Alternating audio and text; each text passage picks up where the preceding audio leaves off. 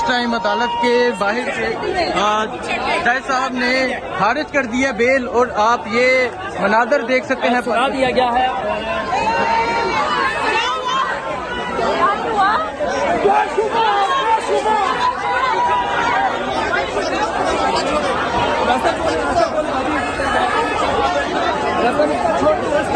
Bell खारिज कर दी गई है। ये मनाजर है, बेल खारिज हो गई है इमरान खान की। और आप यहाँ अदालत के बाहर देख सकते हैं, यहाँ हजारों की तादाद में पाकिस्तान तहरीक इंसाफ के वर्कर्स जो हैं वो पहुंचे हुए हैं।